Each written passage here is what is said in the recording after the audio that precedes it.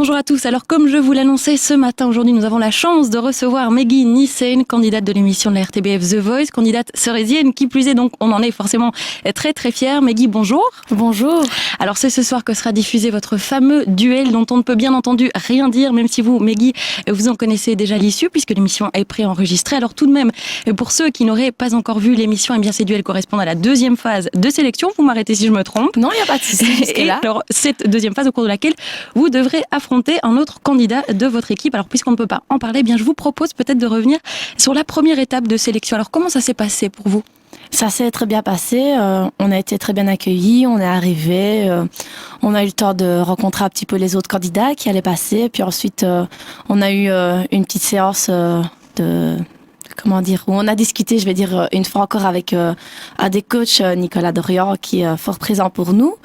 Et ensuite, alors là, on est appelé chacun notre tour et on passe. Je veux dire, à ce moment-là, ça va, on réalise pas encore vraiment. Moi, c'est vraiment le moment où j'ai eu le 5, 4, 3, 2, 1 et qu'on avance. Et qu'on avance sur la scène, là, on se dit, bon, c'est maintenant. J'ai plus le choix. Voilà, c'est maintenant, on y va et tout donner pour être satisfaite, même si jamais ça s'arrête, au moins partir la tête haute et se dire, j'ai donné tout ce que j'avais à donner, je regrette rien. Alors, la belle surprise, 2 jurys qui se retournent. Oui, 2. J'ai eu Lio et Joshua, et je suis donc allée avec Lio. Et pourquoi avoir choisi Lio ? En fait, donc dans l'émission, il y a une partie des commentaires qui nous ont donné, qui ont été diffusés. Lio a donné beaucoup plus d'arguments que ce que vous avez pu entendre, des arguments très convaincants.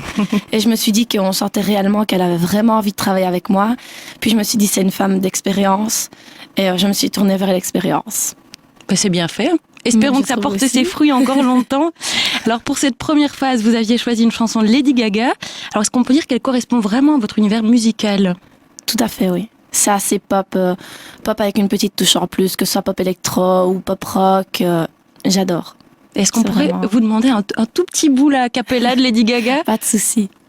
My mama told me when I was young, we were the superstars. She wore my hair, put my lipstick on, in the glass of her boudoir. There's nothing wrong to loving who you are, she said, 'cause you made a perfect babe. So hold your head up, girl, and you're gone far. Listen to me when I say I'm beautiful in my way, 'cause God makes no mistakes. I'm gonna right track, baby, I was born this way. J'écouterai ça des heures. Mais tout de même, on a quand même envie de vous connaître un peu plus. Alors, vous venez donc de Serein, vous avez 22 ans. Et à seulement 22 ans, vous avez déjà votre ASBL d'événementiel. Alors, comment c'est possible ? En fait, ça fait exactement 3 ans que j'ai mon ASBL d'événementiel. D'abord, j'avais créé une ASBL en partenariat et finalement, j'ai décidé de faire ça seule. Et ça fait donc, je vais dire, plus ou moins 2 ans et demi que je fais ça seule, mais j'ai quand même l'aide de mes parents parce que bon, au niveau des papiers, etc., j'ai pas envie de faire de bêtises. Mais au niveau de tout ce qui est organisation, créer les spectacles, regarder pour les costumes, faire la publicité, rechercher des sponsors, tout ça, bah, c'est moi. Eh ben, c'est pas mal. 22 ans, on peut déjà le dire. Et puis bon, bah voilà, le plus important pour moi, c'était de pouvoir aider des jeunes à faire ce que j'aime faire, moi aussi, parce que le milieu de la musique est assez fermé. Quand on connaît pas des personnes, c'est très dur de pouvoir faire quelque chose. Donc j'ai voulu profiter du fait d'être jeune et de connaître beaucoup de monde pour pouvoir aider les autres. Et alors, justement, bah, pour le plaisir, j'ai voulu rendre service puisque je reverse une partie de mes bénéfices pour la lutte contre la mucoviscidose. Belle initiative. Et pour Merci. ceux qui aimeraient avoir plus d'infos sur cette ASBL, il y a un site peut-être ? Oui, c'est enchanson.be. En chanson. Alors, je précise que c'est un jeu de mots, c'est en-chant comme chanter, -son. Ben parfait, on ne l'oublie pas.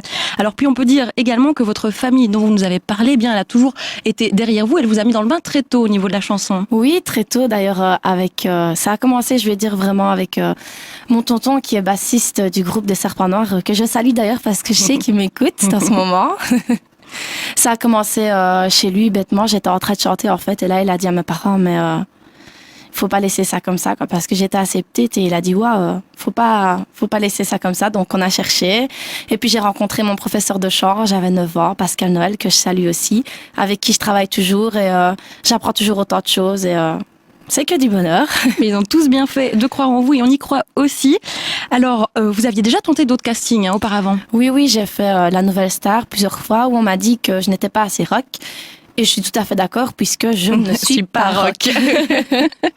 Ça vous correspond beaucoup plus, alors The Voice ? Oui, beaucoup plus. Ils écoutent vraiment ce qu'on a à dire et nos goûts musicaux.